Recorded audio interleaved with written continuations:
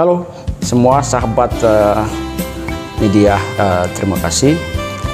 Senang sekali kami masih bisa menyapa saudara-saudara dengan topik-topik menarik tentang Papua.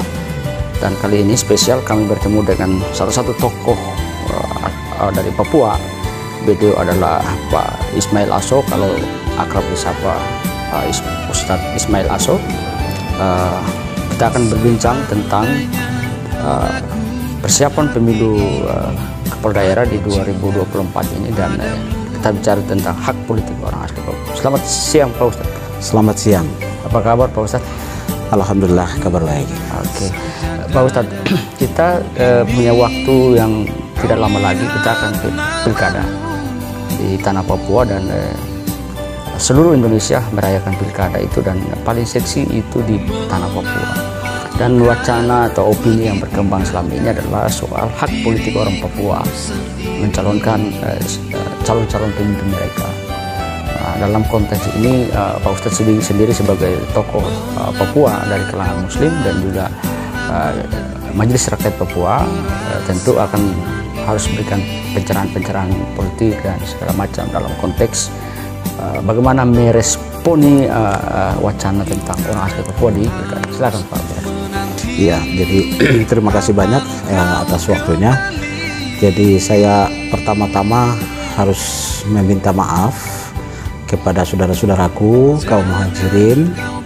Kebetulan kaum muhajirin ini mayoritas beragama Islam sama dengan saya, sehingga kalau kemudian beberapa kali saya sempat menyampaikan bahwa anggota DPD RI, anggota DPR RI, anggota DPRK Provinsi Papua 5 provinsi plus dengan daerah otonomi baru, anggota DPRK seluruhnya wajib orang asli Papua, calon gubernur, wakil gubernur, calon bupati, wakil bupati, calon wali kota, wakil wali kota sepenuhnya harus, dan itu wajib orang asli Papua.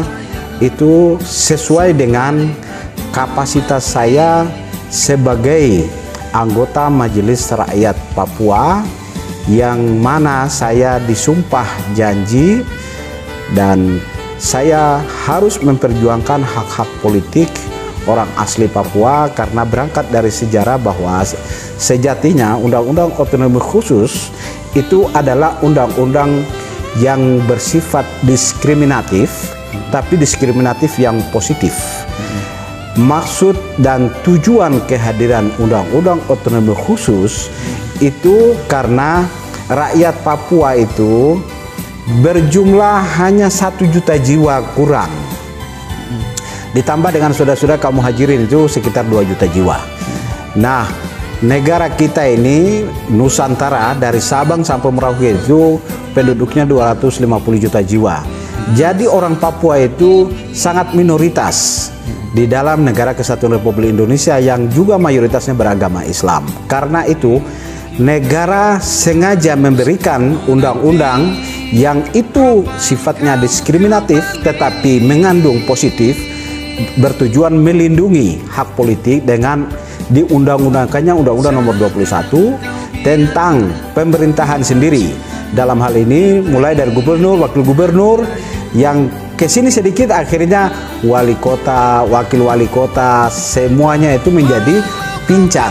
Artinya saya melihat pemerintah pusat sejatinya tidak konsisten dan tidak konsekuen melaksanakan Undang-Undang Otonomi Khusus kepada Papua. Terbukti perimbangan keuangan antara pusat dan daerah Undang-Undang Nomor 25 itu pun juga uang yang dikucurkan di sana untuk pertanggungjawabannya itu tidak ada, sehingga para bupati itu menjadi raja-raja kecil yang ada di daerah. Sementara rakyat Papua itu mungkin yang di seluruh Indonesia itu yang paling terbelakang, primitif, paling miskin, paling tidak sehat, paling tidak aman dalam kehidupan mereka. Padahal negara didirikan bertujuan untuk melindungi segenap warga negara Republik Indonesia dari Sabang sampai Merauke, sehingga kewajiban negara dalam hal ini aparat penegak hukum wajib melindungi orang Papua. Tetapi dalam prakteknya dengan adanya isu-isu kekhawatiran separatisme, itu orang Papua itu semacam perburuan. Saya ingin hal-hal yang sifatnya transendental itu membawa ke dalam bumi Papua, bahwa Pancasila itu dihayati di dalam bumi rakyat Papua. Bagaimana membangun masyarakat Papua, misalnya persatuan Indonesia, kemanusiaan yang adil dan beradab. Ini kan Pancasila, dan itu sebagai guidance, sebagai falsafah hidup, patokan hidup kita bersama. Nah, penerapannya dalam hal ini di Papua, kemanusiaan adil beradab, itu saya tidak merasakan itu. Oleh sebab itu saya meminta maaf kepada seluruh kaum muhajirin.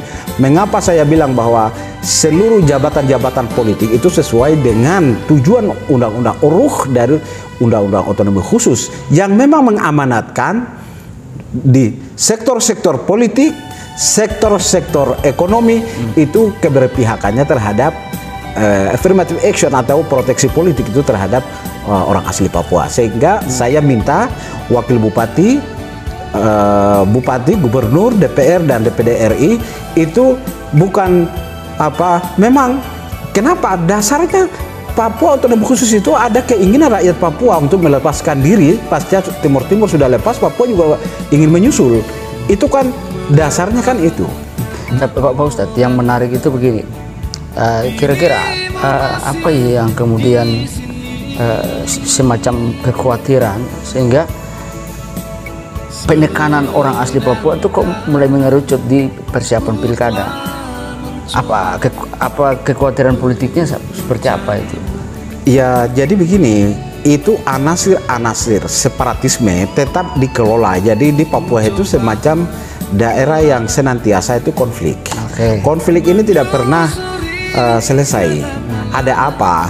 Karena saya minta maaf ya, orang Papua itu hak-hak dasarnya itu belum dilaksanakan secara baik. Contoh, hak pendidikan. Orang berteriak terus, tapi kalau misalnya diberikan peluang, orang harus menjadi bupati, menjadi gubernur, itu harus punya ijazah, dan orang itu harus terdidik, dia harus berpendidikan. Itu soal, karena itu pendidikan ini penting bagi orang Papua. Karena itu akses untuk mencapai bagaimana kesejahteraan di bidang pendidikan, itu pemberantasan buta huruf dan pendidikan bagi orang Papua itu dasar. Itu hal yang sangat fundamental. Yang kedua, tentang kesehatan. Seseorang dia menjadi bupati, gubernur, tapi sakit-sakitan dan sedikit lagi mau mati, ya, HIV AIDS apalagi kasus dan sebagainya. Sehingga kesehatan juga adalah hal yang kebutuhan yang paling fundamental, mendasar, yang selama ini saya lihat ini diabaikan. Yang jadi sebelum dua itu, pertama itu keamanan.